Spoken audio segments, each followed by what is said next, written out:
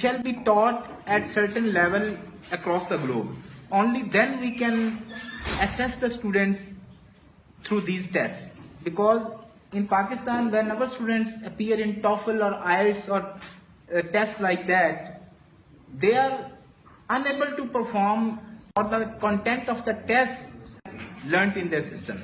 So I think that standardization of tests is still a long way to go, and we have to do a lot more before we can go for something like some comparable tests like PISA, through which we can grade countries and students and teachers on a comparative manner. Yeah, that's another of the ecosystem. Top and percent back. And the public school for years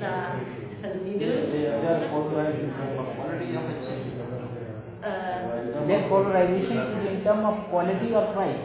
I think there is a little proportion, maybe 5% of the total population, total student population. Not too much. Not too much. And 95% are in public school. Yeah. And that is very good. Yeah. In Pakistan, it is very alarming because private sector is on the rise. Yeah. And when the private sector is on the rise, it means that the public sector is failing. And I think that immediate actions are needed to correct the situation. And Professor Hamid is actually very vocal about it. And he actually is an expert on planning, education planning and management. And he does that. And in Pakistan, actually we are trying to run a program to train more teachers and to do our part to actually increase the standard of public sector teachers who are teaching. But that is a big thing. A person cannot do this until the will of the government is not there. Until the government itself is not willing to take the lead and to actually take the enrollment back from the private sector. I think maybe there are some historical reasons for Hello, we are at the Great Wall of China, and I am lucky enough to have wonderful professors here from Philippines and from Pakistan. So let's discuss about out-of-school children. So let me introduce you to. Okay, my name is Elenita Ke. I'm with the University of the Philippines, and I'm teaching educational technology courses in my university. Thank you. I'm Lourdes Timoteo. I'm from Western Mindanao State University, Zamboanga City, Philippines, and I'm teaching chemistry. At the same time, I'm handling master's degree like research education and preparing for Abdul Hamid from Pakistan. I am Dean School of Social and Humanities, and I teach research, measurement and curriculum. Thank you, professors. So our topic today is out-of-school children. So, Professor, what are your views about the out-of-school children and what needed to be done? Can you discuss the situation in your country? Okay, other lots of out-of-school children in our country, like for example, most of them are dropouts from elementary or grade schools, and some of them are dropouts from secondary education. So if I remember right, we had a research before. Some of our dropouts can drop out of school as young as grade 1. And that's too early for them to drop, right? And so what needed to be done for these out-of-school children? What strategy shall we adopt to bring those children back to school? Okay. So one research that we have done, what we did was we asked the teachers themselves, what are they doing all this stuff? They said that they put on some visitations, they visit, but you know the educational, I mean in our classrooms, we usually have a large, what is the class? size? 50 to 70. 50 to 70 in one class, and that's too many. So that's why when we ask the teachers, what do you do about the dropouts? Oh, there are only 1 or 2, and we still have like 58 or 68 to take care of. So that's why sometimes they ask the classmates living nearby the house of the dropouts, and then they will just send some messages to the parents of the dropouts. So Thank you. And what about those who have never attended school? Who have never attended school? Oh, you have never. Okay, we have never attended school. I think there are some foundations, which is the non-government organizations or foundations, NGOs who are really they have some programs for it. Like for example, there's one foundation near our university, and they requested our area to conduct computer literacy programs for these children, so that even though they haven't finished high school, they'll be able to find some jobs through the computer literacy program. Good, thank you. So, Professor, what are your views about the out-of-school children? Actually, our government has newly established the K-12 program, the BEC. This is to answer the problem that we are facing about the school youth, the out-of-school youth. So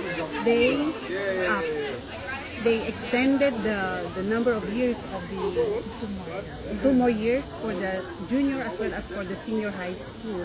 And at the same time, they offer some what we call evening classes for these out-of-school youth who are working, and they can enroll during the night, evening. They have evening class, and at the same time they have what we call the Sunday class. So, To cater to the out-of-school youth. that is very good idea to take Sunday classes and weekend classes for the out-of-school children. Yes. And teachers may volunteer themselves for those classes? No, they are paid. They are paid. They are paid. Regular teachers. Oh, okay. That's good. That is another good I idea. think that's what they call the alternative learning system. The alternative learning system. They are being taught life skills. They call it life skills. The more focus will be on the technical education, the Yes. education that can help them to earn. Yes, right. Vocational courses. The technical vocational courses is called that. Yeah, because the formal education is not as much necessary for them as much is the technical education, because the most important thing is to get them jobs, to Yes. make them able to earn for their family. The government is trying to equip this out-of-school youth with skills so that they can be able to work and find jobs. So now coming to Dr. Hamid, what is your experience about the out-of-school children, children in Pakistan? Because you know the issue is very much grave in Pakistan, and we have a large number of out-of-school children, and you are an expert on that. So what is your view on that? Thank you very much, Bakas. It's a beautiful moment. I think we are sitting on the Great Wall of China, and certainly talking about our professional agenda. In Pakistan, there are about 66 million children who are out of school. And out of these 6 million, 30% are children with disability. So we have a lot of challenges to face. Our research shows that there are 3 major levels of exclusion from school. One is called poverty or destitution, the other is disability, and the third one is distance. Because schools in the village are at distance from the schools which are located in the villages, they are not prepared, ready to accept all children. They are not ready to accept nomad children, children with disabilities, girls. So we have a lot of problems. The school has to change. School should be more inclusive, I think, than it used to be. And we are working on that. We are working on large school system in 2 districts. And what we are doing is making them more inclusive schools, so that they can accommodate everybody, every child, so that we should have no child left behind. And that is the policy we are working on. That is a great challenge, and the unfortunate part of this challenge is the pedagogy, our teacher training program. They do not develop skills and teachers to set the system or make the system suitable for every child. So they are like, they are not child centered, they are curriculum centered. They are most of them, they are even not curriculum centered, they are exam centered, they are result centered. So that is the great challenge, and we are right now, the general education teachers are not on board, but we are trying to get on board all of them so that the child should go to the school which is at the doorstep of every child, and they can easily accommodate that. That's the point we are working on that. I hope if we do that, then every school will be accommodated children, and hopefully we will not be having out of school children. Well, that was wonderful to have a great group here, professor from Asia, from Philippines and Pakistan, and also the most important here is the Great Wall of China, and we enjoyed a lot. We had a lot of pictures together, and we enjoyed this trip, and we have just tried to make it memorable by the way of discussing this professional education. Now I take leave from you, and we need to go back and reach our spot. Thank you so much for your time, for professors. Goodbye. So here once again I am with Professor Keith from University of Sussex, and he is a professor in education planning, and he is an expert in this field. And I have of course, Professor Hamid with me. The issue today we are going to discuss is the misuse of funds in public sector in Pakistan. As we know that this year our education budget has almost equaled the military budget in Pakistan, but we see that the public sector is on the decline, and the government is actually privatizing public schools and trying to add private sector in the public sector to ensure that enrollment is coming. So I want to ask Professor Keith that what do you think are the measures to be taken to ensure the proper use of money in public sector? Yeah, I can't comment on detail on the situation in Pakistan because I'm not working on it at this moment. However, I can say something about public financing and about privatisation. So public financing the education system, of course, depends on the political will of a government to provide services to its people. It's a fact of life that you cannot have every child going to school unless you have public finance of schools. In a country like Pakistan, privately financed schooling probably could include 40 to 50% of the population at primary school level, and much less than that at secondary school level because the costs are higher. So anything beyond that, any children who go to attend will have to be publicly financed. Of course, that public finance could be given to private providers, but the question is, why would you do that? And why would you have that as a long-term aim? I'm not sure. Thank you. So, Professor Hamid, as Professor Keith said, that although the Punjab Education Foundation is financing private sector to get the public sector students enrolled over there, but as he said that it is not a long-term aim and it is not a long-term objective. So, what do you think shall be done to ensure that the public sector can actually help itself stand in front of the private sector in Pakistan? I think the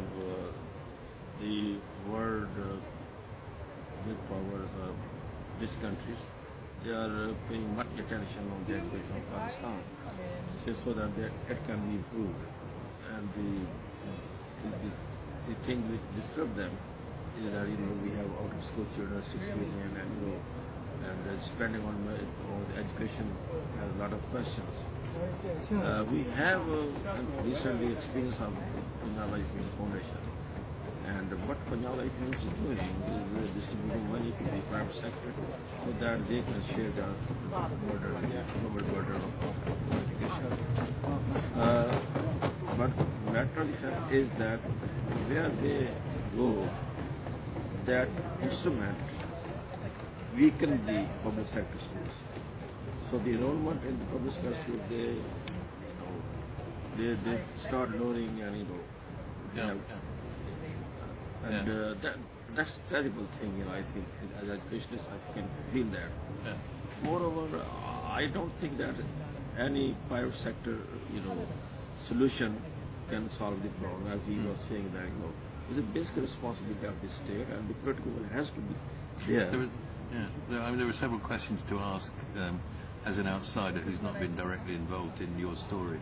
The the Punjab Education Foundation dates back to, I think, the 1990s. Yes. It's not new. Yes. It has a historic record. Yes. If you want to judge its impact, then look at the 20 years. If there are indeed, as you say, half the children out of school by grade 6 and certainly by grade 9, then this is because the Punjab Education Foundation wasn't effective in the past. Yes, it was. So why would you pour more money into it if its historic track record was not that good? It may be that it has improved its performance recently. I don't know. The data on that is contested. I do know that because it comes from different sources, and if it's coming from people who have a conflict of interest, because they have an interest in the money flow, then it shouldn't be. It should be coming from an independent source. And the Punjab government figures don't show the kind of growth that the Pakistan Education Foundation itself claims. So I don't know what the situation is. But I think everybody agrees that a lot of children still don't complete grade 6 or grade 9. And the problem is that the financing that you were talking about that goes to the Punjab Education Foundation could, of course, simply go to the Punjab government to finance public schools. So why doesn't it? If the proposition is somehow that public schools are more corrupt or that more money goes missing in the Punjab Education Foundation, then the answer is obvious. It is fix the system. But there are other aspects of this story that people should think about. First of all, whether it's sustainable or not. If the PEF is receiving substantial external finance, how long will this last? 5 years, 10 years, or forever? If the plan is for it to last forever, it's a very poor plan. So there would have to be a plan for the financing to be taken over from domestic revenue, from the Punjab financial base, or from the Pakistani financial base, but more likely from the province, because it's one of the richest provinces. Yes. So in the long term, the school system has to be financed from domestic revenue. You have to collect tax. So without labouring the point, Pakistan in general devotes not much more than 2% of GDP to education, to the education budget. This is simply too small to universalise access, and unless or until there's more political will to provide the financial resources to educate all the children in Pakistan, they won't be educated. And if they are being educated with large amounts of money from the outside, it's fragile, it's volatile. And when people like you, they'll give you money, and when people don't like you, they might stop. Thank you very much, and that is a very much valid point. Professor Keith, you want to say something, Professor Keith? Well, I'm saying that it's true that the foundation is working since 1990, that's true. But recently they have this new instrument called they have improved the quality of it. And you know that our university has conducted the quality house test on behalf of the foundation. And I know what's going on, in these papers, what people soon are doing there. But I'm saying that, at some point of time, something is missing. I personally know that World Bank or the effort, both institutions are doing great. And they have also improved their instrument to check the transparency of this funding. But I think the link between different activities going on, like quality of tests, submission, school going on, I think they don't really keep following, they seriously follow the track all along the line. What happens is that the bureaucrats come in and they have then their own instrument to satisfy people. They have language, they have everything, and they can satisfy the people. And so I think he's right, but that's our responsibility, and we should, academician, professional, we should take that responsibility. And but it's such a big, huge thing. And you are basically like fighting with the government or fighting with the big institutions. It's beyond the limits of the universities. but we are doing that. But I think he knows some information I don't know. Yes. And there must Well, be, you know I a lot feel of things I don't know. Sure, and I think that type of exchange would be very fruitful. Yes. If we have chance to sit together, and what he or other people over there, they know, and what we know about it. Two or three things I would say about financing public systems. The objective must be to create a system which is sustainable, which can live within its means and is fit for purpose. So that means that you have to collect enough revenue to finance public services. This is obvious. If you don't collect enough, then you can't provide the services, number one. Number two, it's a political choice as to whether you deliver those services directly by the state, with public sector employees employed under whatever conditions they have, or whether you subcontract that to the private sector. But if you subcontract it to the private sector, then you must have a regulatory system that ensures that people do what they say. The private sector has no particular reason to behave equitably.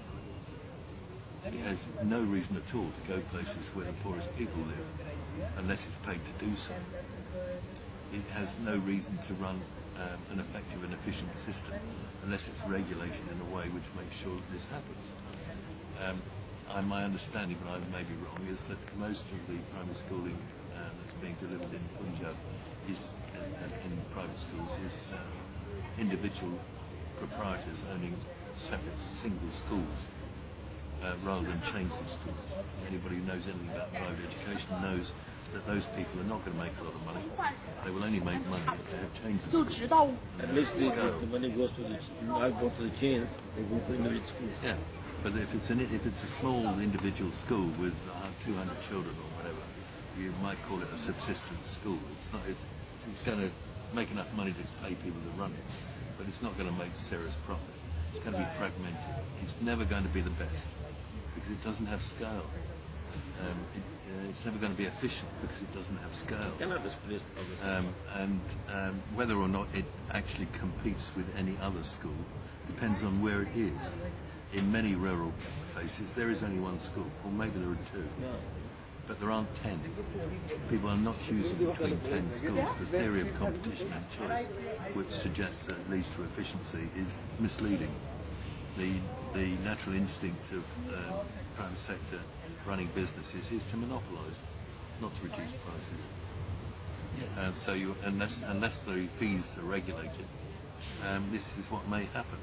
And lastly on this subject, if these schools really are private in the sense of being financed at least in part from fees that children pay, whether this is official or unofficial fees, because we know a lot of schools in systems that have legislation for free education, the schools are charging children as well.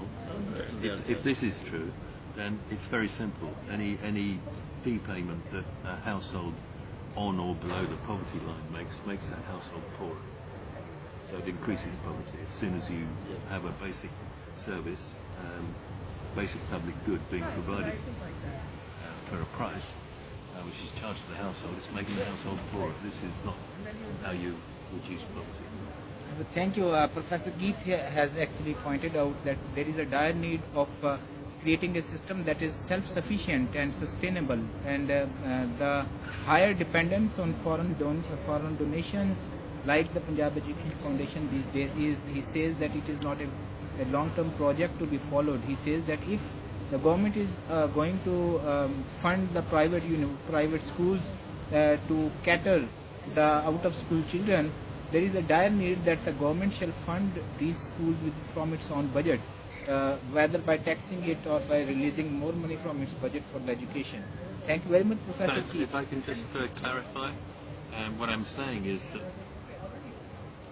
it must be the case that in the medium term there is a plan for the system to be financed from domestic revenue. It's perfectly possible that in the short term you can demonstrate with outside money that there's a better way of doing things, that there's a way of organising the school system that's more efficient and effective. But you should not do that unless you have a plan to exit. Otherwise you create dependence. Yes. And you also create systemic risk, because when you do leave, when you pull the plug, things stop. is systemic risk. And that is a risk with high levels of external support because projects come and projects go. It's a risk with high levels of private sector provision because you have no guarantee ultimately that the people who finance the private sector commission will not decide that their business lies elsewhere and move their operation to some other place or some other sector. Private sector will seek returns on its capital. So if there's better things to do with money, they'll stop running schools and do something else, distribute food.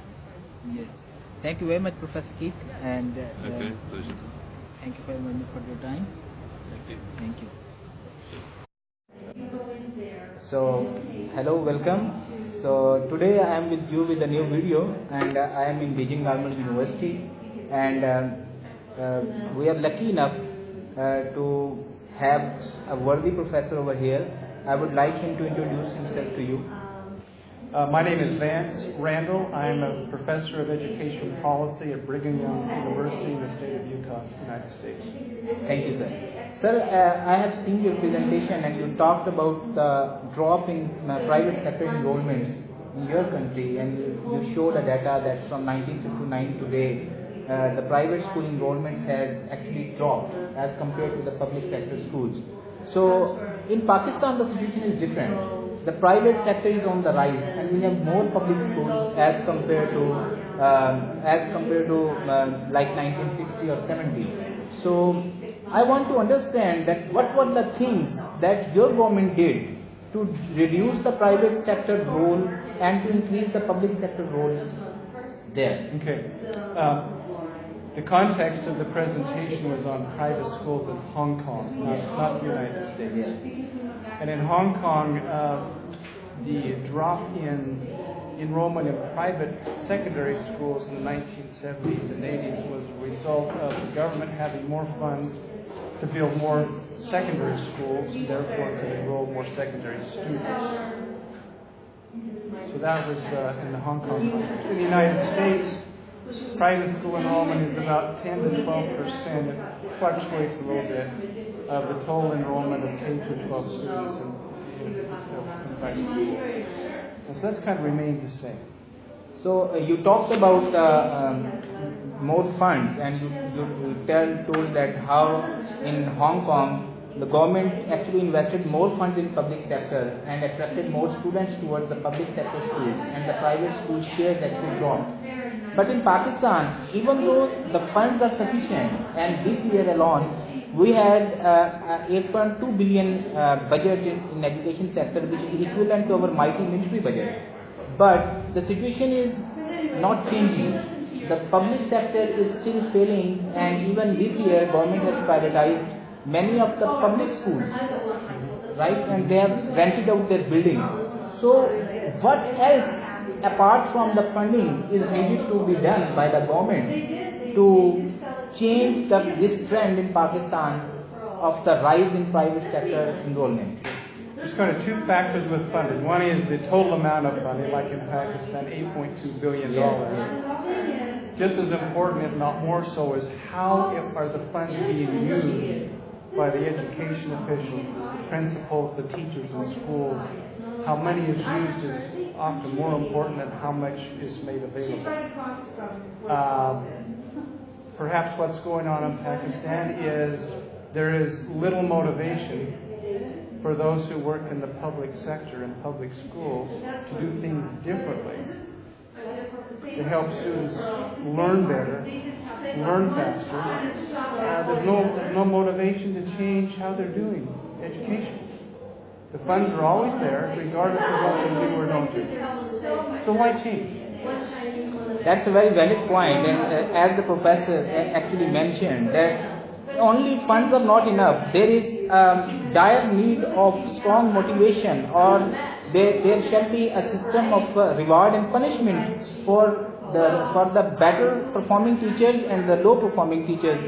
In public sector, as all of you know, that if you are hired, there is no way to kick you out, and that is what he said very politely, that actually the system of punishment and reward is not present, and the bureaucracy or the public sector is using the funds, but they are not motivated to perform more or to perform good. Sir, what do you think that in Pakistan, what the world today, what are the needs or what are the requirements which the world wants today in a student, in a graduate student? What, as a professor, when a student comes to you and apply for your supervision or whatever, what are the traits that you see in a student? And what shall our universities produce in Pakistan? That is very much needed. But before we go on that, different topic. But on the previous one, I think he is right. Because motivation is an important factor. And because their jobs are secure and they are getting very high pay, they are highly paid in the sector, seniors, and buildings are marvelous, and cities are okay, but they don't have motivation. And probably the government has started doing punishment. But that is not such that it can lead to this motivation. So they don't see any challenge. These are just doing routines. And eventually I think the whole organization is going to help. And that's the problematic thing. And the main thing is that the political will is completely lacking. Governments think that if private sector comes up front and takes responsibility, it's better off. That's kind of political will which is lacking, and that's creating a problem. But on the other part, government school is the only home for the poor people. The only home. And as a teacher, I'm really scared what will happen to those children. We already have 6 million children who are out of school. And I fear the number will increase because they will not be able to afford the private school, which is higher than and there is no chance of that. It's true that they are providing good quality education, but to whom? That's an important question. And the quality cannot go without equity.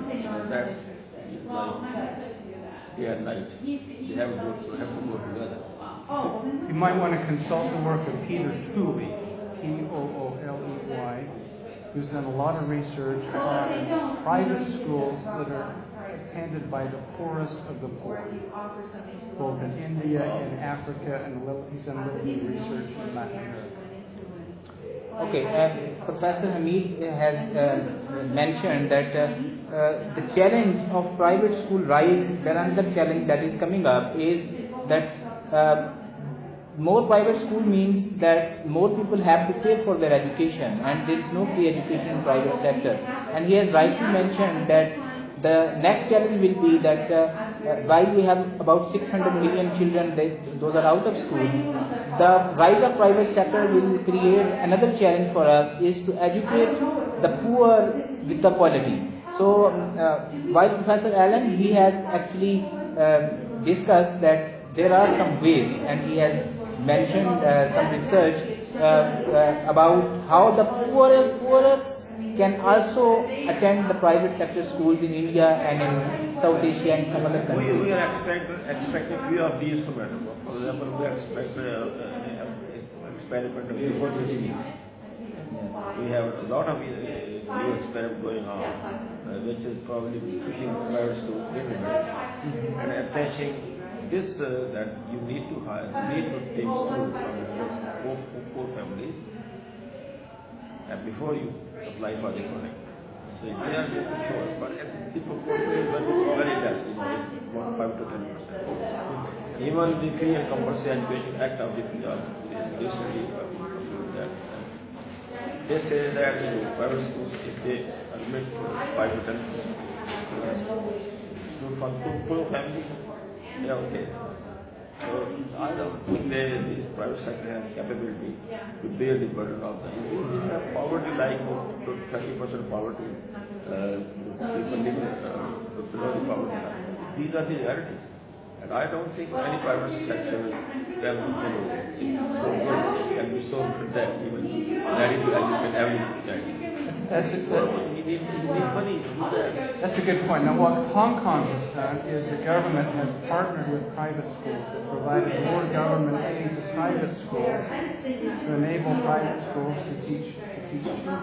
Yeah, let me share this case with you. In Pakistan, we have in Punjab province we have Punjab Education Foundation, right? That is a public sector foundation, and that foundation, what the foundation is doing, it is paying the private schools, right, in the name of education vouchers, about 600 rupees to 800 rupees per student to those private schools who are of good quality, and asking them that you will teach them free. And you will teach them free, and we will pay you the fee. Yes. Right? So that is, as the Professor Hamid said, that is another model that is being practiced in Pakistan these days. But you are very much right that there are limitations of this scheme also, right? Because we have 600 million out of school children. So to bring those 600 million out of school children back to school, that is a big challenge, and the public sector needs to have some serious, planning on that, and there must be a motivation.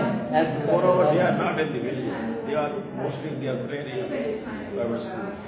See, it appears in Pakistan, and you know the context better than I do, that the public sector cannot do it by itself. We've got 6 million children who are not educated. Private sector by itself cannot do it. So what kind of partnership can you create with the public and private working together? And there's this kind of maybe synergy takes place where they're able to accomplish together more than what they could just accomplish individually. That might be, and very good. And we will end our discussion on this, and this point is very much important. That there is a dire need of synergy, there is a dire need of a cooperation between public and private sector to bring those 6 million out of children back to school. I thank Professor Allen and Professor Hamid for talking and very much, this discussion was very much informative, and it gave you and provided you a lot of solutions for the challenges of private sector rise in Pakistan. Thank you so much, Professor. You're welcome. We will send you the video. Please. Email.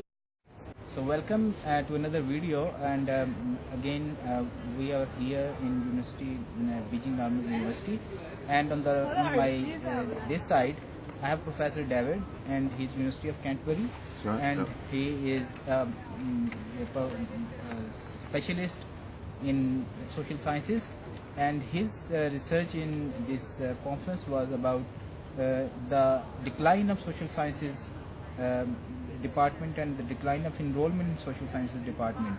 And of course, all of you know, I have Professor Hamid with me, who is Dean of School of Social Sciences in University of Management Technology. Professor, let's start. What do you think are the main reasons of the decline of enrollment in social sciences? I think a major part of it is that funding arrangements for universities have been increasingly tied towards student fees, and this is a deliberate part of the neoliberal model. It's supposed to, what they say, is to make universities more responsive to what students actually want. But what it actually does is it means that that students who have to pay for their fees, particularly ones who are from less privileged backgrounds, are much more likely to view their whole university experience and their choice of courses in universities through a much more narrow, instrumental, what kind of financial return am I going to get on my university education? And if you ask yourself what should I study to get the best return on my investment in an education, and that's what shapes your decision, then you don't move towards humanities and social sciences, you go to other areas as well. And so as a result of that, the student numbers have declined, university finances have been more constricted, and so areas of study and research in that, and whole communities of scholarship and understanding have been wound down, and that's happening all around the world, and that's a really, really serious issue. It's I call it an issue of market failure in humanities and social sciences. And in fact, if you look at all the really big issues that are facing the world today, you look at poverty, you look at issues of security and terrorism, you look at war, you look at the refugee crisis that have been caused by that. They don't have technical solutions to those. They have solutions involved in what the humanities and social sciences deals with, how people work together to make a better society. And those issues are becoming more and more serious, and the areas in our educational institutions where we should be introducing people to environments where they can explore new ways of considering all of these sorts of issues, the big issues facing humanity. At the very time we need them, they're just getting squeezed out, and I think it's a really, really serious issue. Thank you. So, Professor Hamid, as you are working as a Dean in Department or School of Social Sciences in GMT, what do you say about the decline in enrollment in social sciences in Pakistan? Thank you, because I think he is very right. Funding is a big instrument, and the research in social science will be even more expensive than the research in these physical sciences.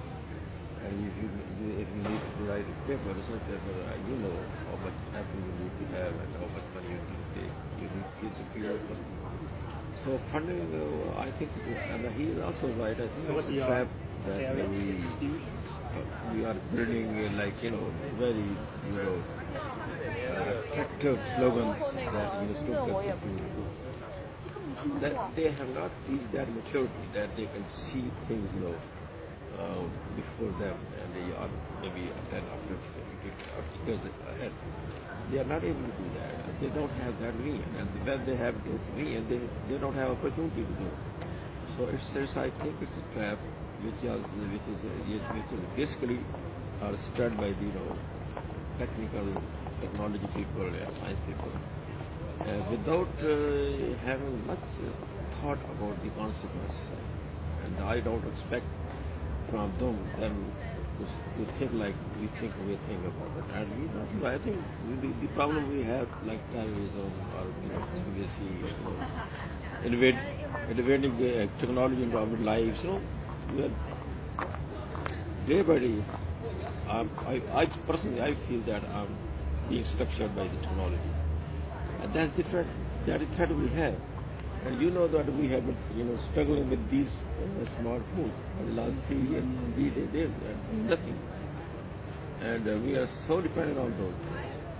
So the question that remains always is that what to do about that. See, the political will must be there. And what I'm doing, I'm using like a critical theory to raise questions. For example, I'm raising question of out-of-school students with disabilities. Whose kids are those? They have a distance problem, they have distance, they have poverty, and they have disability. And you don't have school in near to their villages. Distance is a big problem. So who will take care of that?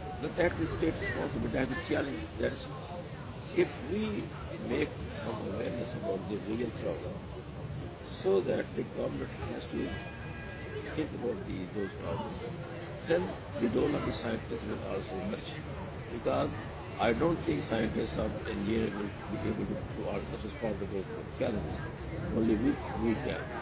The other thing is that the rigor in social research is very, very lacking. I think challenge we need to face collective as a body of social scientists. There is attention on social sciences in Pakistan recently. We've seen that when we have faced the terrorism. So they don't have technical solution. The army doesn't have technical solution. So what they're turning towards us, they're asking us to find students, but we are not ready for that because we have not done any research on that. Even the evidence is still to be researched. There are a lot of problems with that's construct. It's constructed very poorly defined. So it has been, it's not like it's a common enemy and a feeling that we all have to fight against it. It's not true right now because we have not been successful in defining that construct, and we don't know what are their attributes, and there is no research going on there. And the researchers are so scared that if we do research, then their life will be at stake. So I think the government has to show a political will and funding for that. But I fear, even though we have funding, even though we have political will, we still lack rigor in our research. A research that really can answer the questions people have in their minds. And that's the challenge social science has to face. I think we need to act collectively, collaboratively, because knowledge is not really a monopoly of any one body. It should be shared widely, and we should learn from each other. And I have participated in this conference, but problem is that right now, participating in the conference like it's a technical doing. You pick up the topic, do the here and there searches and find something and you present that. But that's not really facing the real challenge. So we need to push our students to face the real challenge. And you know what I'm doing over there? I'm doing, go to the field, talk to the people, come back and see what happens. And when they face challenge, then they need to have answered those questions. And that's triggered your internal mechanism to do a lot of serious thinking. Very right, Professor Hamid. You have actually pointed out very right things. So, Professor David, you are discussing about the market economy and the social sciences challenge. So, can you discuss it with our viewers? That how do you define the market economy, the market demand and supply with the social sciences enrollment? I think the critical thing is to do with the way that the funding of university institutions is organised. And if you look at the University of California, for example, from 1989 through to 2015, the proportion of money that came, of the total budget that came from student fees, went from under 19% to over 60%. And that's a deliberate policy, and it's a deliberate policy introduced to try to make universities more directly responsive to the narrowly defined economic needs of society, the way policymakers see economic needs of society. And they are trying to encourage students to only take subjects with a view to what sort of job they're going to get afterwards. They're in the United Kingdom, they're publishing evaluation statistics looking at the employment rates of graduates from different universities, so that those universities will be highlighted and supported, and students will go more to those universities. So it's there's important stuff like that goes on in universities. It's important that universities train engineers and doctors and all of that. And I'm not arguing against that, but the whole area of humanities and social sciences, that is what it is essentially to be human. All of those big questions that you don't normally come across in everyday life. There's a world of information out there on the internet. What sort of skills of analysis and theory and understanding are we giving to young people to help make sense of all of that stuff?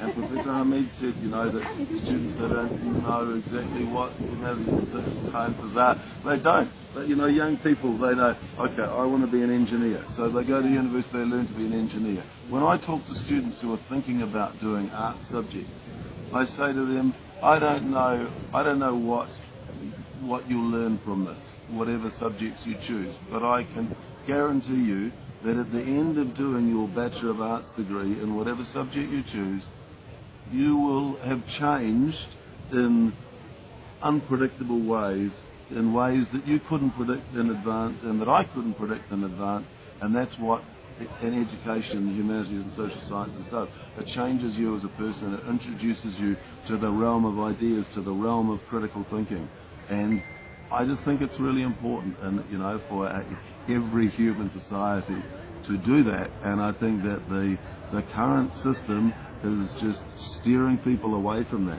And actually, I've just started a little research project where I'm starting to interview. I haven't actually started the interviews yet, but this is the plan, to interview students who are doing BA subjects and say, the research project is called "What do you think you're doing? Why are you doing this? Everything is steering you, everything is telling you don't do this, and you're doing it anyway."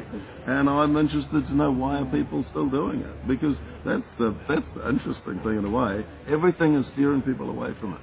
And it's important that people do, and some people do, and you know with the students, with undergrad students who come in and you see their eyes light up and they're introduced to this new world of ideas. It's important, and if it's just left to the market, it will wither and die. And so there needs to be some public recognition that this is important for society, and it can't just be left to the whim of market forces, that there's no actual funding and support for humanities and social sciences. There needs to be some actual commitment to it.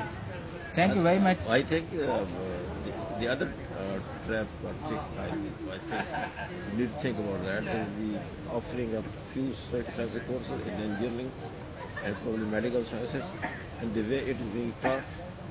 It's just look like a CGPA booster. No, it's not doing anything. The purpose of introducing social science, I know that. I was in states at that time, I was in Ohio State, and I know that what the purpose was different.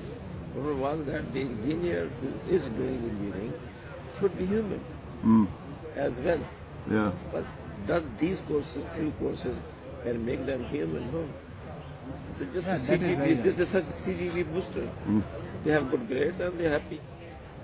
So we are not really playing with the social science, but when the social science play with you, you will be in trouble, a lot of trouble. Yeah, that's very valid point, that do not play with social sciences, as when social sciences will play with you, you will be in a lot of trouble. And as Professor David and Hamid, let me summarize it too before I end this video, is that we cannot leave social sciences on the whim of market forces. We have to intervene, the governments have to intervene. We need to build doctors and engineers, we need lawyers, we need all these things, but we need better human beings, we need better thinkers, we need philosophers who are able to solve the bigger problems we are facing today in our society. And those philosophers, those thinkers are made in the departments and schools of social sciences. And as Professor Devan has mentioned, that there is a dire need that we shall not run too fast that we shall forget social sciences behind, but we need to focus on this as the most important reason and purpose of education. So thank you very much, Professor David, for your time, and Dr. Hamid, thank you so much. Thank you. Thank you. Thank you. Test scores of 5th and 8th graders or children from age 10 to 13 showed almost zero improvements between 2012 to 2014. Survey conducted by the British agency UK, which is a primary donor with $150 million donation in 2016, only shows similar results. The annual status of education report ASER 2015 reveals that in Punjab province, 82% students enrolled in class 3 cannot do 2-digit divisions, and 28% of class 1 children cannot do number recognition 1 to 9. Dawn, a Pakistan's leading newspaper, 2016 May 16 reports that while public sector teachers in the province enjoy regular salary increments and other service benefits these days, their performance is dooming the sector badly and shaking the trust of foreign donors and even of the government in this sector.